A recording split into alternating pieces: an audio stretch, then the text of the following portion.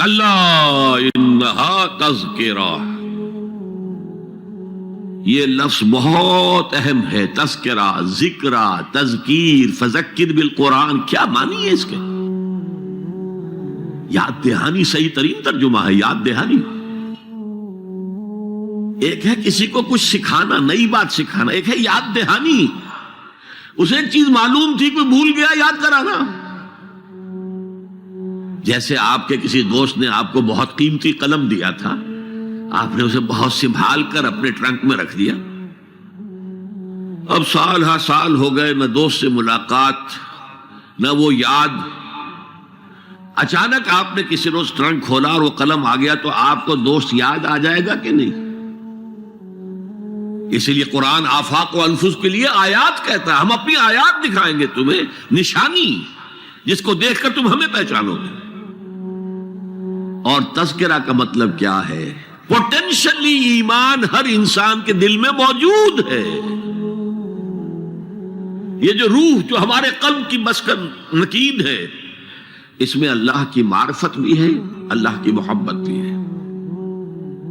البتہ ذہول کے پردے پڑ گئے ہیں، بھول اور نسیان طاری ہو گیا ہے. ہم دنیا ہی کے اندر گم ہو کر رہ گئے ہیں. ہماری ساری دلچسپیاں دنیا سے ہیں، لہذا ہماری توجہ ہی نہیں ہے. ورنہ ہر انسان کے دل میں یہ جو یہاں ہندوستان میں کہتے ہیں آتما اور پرماتما، آتما اور پرماتما کا تو تعلق بہت گہرا ہے. ابتدا میں بنا دی گئی تھی ارواح، جب ہم سب کے سب تمام انسان آدم سے لے کر اور تا قیامت جو انسان آئے گا دنیا میں، ان سب کی ارواح پیدا کر دی گئی.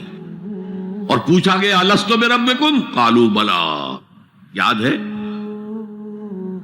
لہذا یہ تذکرہ ہے، یہ یاد دہانی ہے، تمہارے اندر موجود ہے. اللہ کی معرفت بھی موجود ہے، اللہ کی محبت بھی موجود ہے.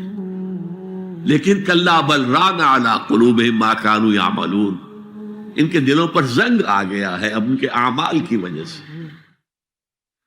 شیشہ جو ہے وہ زنگ آلود ہو گیا. حضور نے فرمایا ان هذه القلوب لتصدع كما يصدع الحديد اذا اصابه الماء، ان دلوں پر بھی زنگ آ جاتا ہے جیسے کہ لوہے کے اوپر پانی پڑتا رہے تو اس کو زنگ آ جاتا ہے. پوچھا گیا فما جلاؤها یا رسول اللہ، اے اللہ کے رسول ہماری تلواروں کو زنگ لگتا، ہم پالش کرتے ہیں، سیکل کرتے ہیں، وہ پھر چمک اٹھتے ہیں. تو دل پر اگر زنگ آ جائے تو اس کا علاج کیا ہے؟ دو چیزیں فرمائی، کثرت و ذکر الموت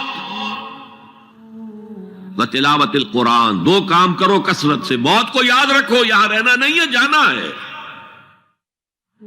یہ ہمارا گھر نہیں ہے، یہ ہماری منزل نہیں ہے.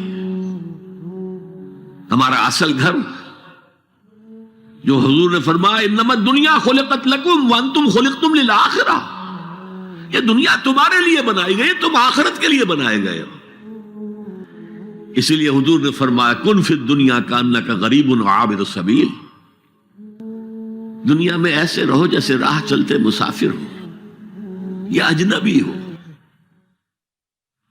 اپنے بارے میں فرمایا مالی ولی دنیا، مجھے تمہاری دنیا سے کیا سروکار، انما مثلی کراکب استظل تحت شجرۃ ثم راح فترکھا، میری مثال اس مسافر کی سی ہے جو ذرا سستانے کے لیے کسی درخت کے سائے میں بیٹھتا ہے تھوڑی دیر. وہ اس کا گھر تو نہیں ہے، اس کی منزل نہیں ہے، پھر وہ اس کو چھوڑتا ہے، اپنا راستہ لیتا ہے.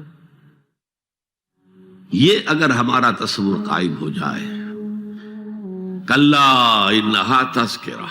اب اس کے بعد جو الفاظ آئے فی صحف مکرمۃ مرفوعۃ مطہرۃ بایدی سفرۃ کرام بررہ، یہ جو قرآن ہے، جو تذکرہ ہے، یہ بڑے ہی انتہائی پاکیزہ صحیفوں میں ہے. فی صحف مکرمۃ، بڑے باعزت، مرفوعۃ مطہرۃ، مرفوع بلند اور انتہائی پاک. بے ایدی سفرۃ، یہ کن کے ہاتھوں میں ہے؟ لکھنے والے وہ فرشتے. بے ایدی سفرۃ کرام بررہ، جو نہایت باعزت ہے، بہت وفادار ہیں اللہ کے. یعنی اصل قرآن کہاں ہے؟ لوح محفوظ میں ہے. اصل قرآن کہاں ہے؟ ابھی اگلی اب جو پڑھیں گے ہم، کتاب مکنون، چھپی ہوئی کتاب کے اندر ہے. اصل قرآن کہاں ہے؟ وَإِنَّهَا لَفِي أُمِّ الْكِتَابِ لَدَيْنَا لَعَلِيٌّ عَظِيمٌ. یہ تو اس ام الکتاب میں جو ہمارے پاس ہے، بہت بلند ہے اور بہت عظمت والا ہے.